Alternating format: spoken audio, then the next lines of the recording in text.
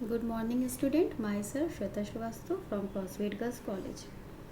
बच्चों, आज हम आपको इकोनॉमिक्स में क्लासिफिकेशन ऑफ मार्केट के बारे में बताएंगे। Classification of market can be classified on 5 different basis as under. First, classification of market on the basis of place and area. Market can be further classified into 4 kinds on the basis of place and area. First, local market. When the sale and purchase of commodity is limited to any particular area or locality and the same commodities cannot be sent to another area, then its market is called local market. Perishable goods like milk, curds, eggs, vegetable, fruit, etc. cannot be carried over long distance without deterioration of freshness, and such commodities have local market. For bulky and cheap articles, local market only exist. But today the development of the fast moving transport and cold storage facility have enabled these perishable items to reach far off market. Local market, जब किसी commodities की demand local होती है और buyer and seller किसी particular place पर होते हैं तो उसे लोकल मार्केट कहते हैं। ऐसी मार्केट में हम पेरिशेबल गुड्स को रखते हैं जिन्हें हम बहुत लंबे समय तक लॉन्ग डिस्टेंस पे नहीं ले जा सकते हैं, जैसे milk, curds, eggs, vegetable, fruits. ये सारी ऐसी चीज़ें हैं जो एक लंबे समय तक स्टोर नहीं की जा सकती हैं और इन्हें लोकल मार्केट में ही बेचना पड़ता है। लेकिन development of fast moving transport and cold storage facility की वजह से हम दूर की मार्केट में भी इनको पहुंचा सकते हैं। सेकेंड है provisional market. There are certain communities the marketability of which is restricted to the certain provisions और state where these are produced. Such market is known as provincial market. For example, the special bangles of Rajasthan is available only in Rajasthan and do not have a market in other state. कभी कभी buyer and seller state तक ही पाए जाते हैं जिन्हें हम मतलब कि वो एक स्टेट से ज़्यादा दूसरे स्टेट में नहीं जाते हैं, तो ऐसी मार्केट को हम प्रोविंशियल मार्केट के नाम से जानते हैं। जैसे इसमें एग्जाम्पल आपको दिया है कि राजस्थान में ये स्पेशल बैंगल्स बनाए जाते हैं जो कि वहाँ के बहुत फेमस हैं और उन्हें केवल राजस्थान की मार्केट या उसी स्टेट के अंदर ही बेचा जाता है। Third, national market. When the sale and purchase of commodity is spread throughout the length and width of a nation, it's become a national market. In a national market the demand and supply for a commodity can be seen in all parts of the country. For example sugar, wheat, rice, sari, soap et cetera. National market, जब किसी भी community के buyer और seller पूरे nation में फैले होते हैं तो इस मार्केट को हम नेशनल मार्केट के नाम से कहते हैं।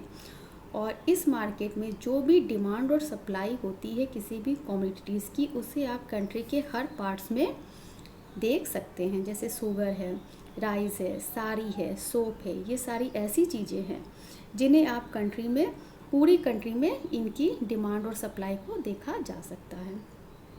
Fourth, international market. If the demand for a commodity is not only seen throughout a country but also throughout the world, that market is known as international market. जिन commodity की demand international level पे होती है उन्हें हम international market कहते हैं। For example the sale and purchase of petrol, gold, silver, tea et cetera. ये ऐसी चीज़ें हैं जिनका इस्तेमाल इंटरनेशनल लेवल पे किया जाता है, इसलिए इन्हें हम इंटरनेशनल मार्केट में रखते हैं।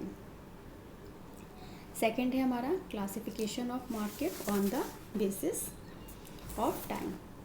डेली मार्केट और very short period market. The supply of a commodity in the variety short period market or daily market cannot be varied in response to the changed demand. The supply is therefore taken as fixed in this period.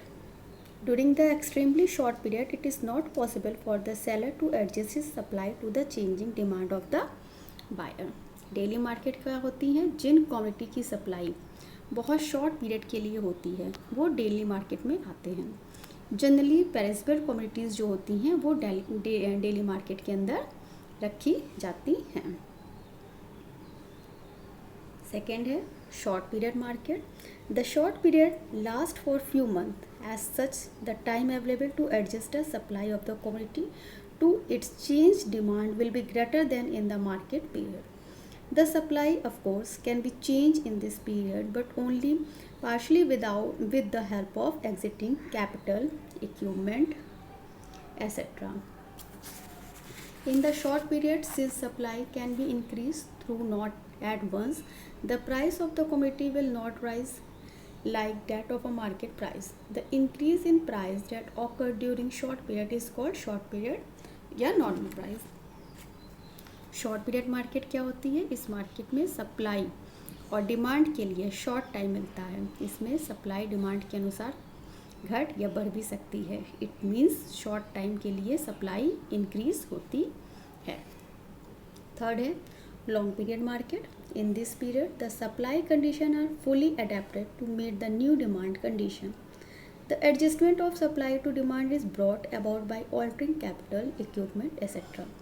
For example, if the demand for a commodity increase, it is possible to permit the firm to build up new plants or alter the size of existing plants. Further, new firm may even enter into the industry to meet the increase in demand. During the long period, supply force will be able to adjust fully to a give change in demand. In this period, the price of the commodity will be fixed at a lower level than in the short run period. Price in the long run is called normal price or long period price, which will be equal to the minimum long run average cost under the perfect competition. Long period market ऐसी market जो लंबे समय तक चलती हैं, उन्हें हम long period market कहते हैं. ऐसी मार्केट में कमोडिटीज़ की डिमांड इंक्रीज होती है. सप्लाई को भी बढ़ाकर डिमांड के बराबर हम आसानी से ला सकते हैं. इस प्रकार की मार्केट में डिमांड और सप्लाई में बैलेंस बनाया जा सकता है.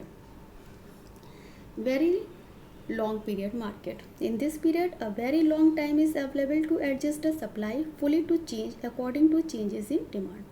The duration of this period is too long that not only a change in the size of firm will take place but also a change in the basic economics factors such as changes in the supplies of raw materials, capital, etc.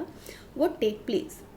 New firm will also enter into the industry. Firm during this period even can look into the taste, fashion and nature of the buyer so as to meet with the changes in the structure of demand. Maximum possible adjustment between demand and supply is thus brought about during this period. Very long period market ऐसी market में supply fully change की जा सकती हैं according to changes in demand. ऐसे market में supply को demand के बराबर बहुत आसानी से हम ला सकते हैं. इसमें प्रोडक्शन के फैक्टर्स जो होते हैं वो हमेशा वेरिएबल्स रहते हैं और एडिशनल फैक्टर्स जो कि आउटसाइड होते हैं उसमें कंट्रोल करके फर्म में चेंजेस बहुत आसानी से वेरी लॉन्ग पीरियड मार्केट में हम ला सकते हैं.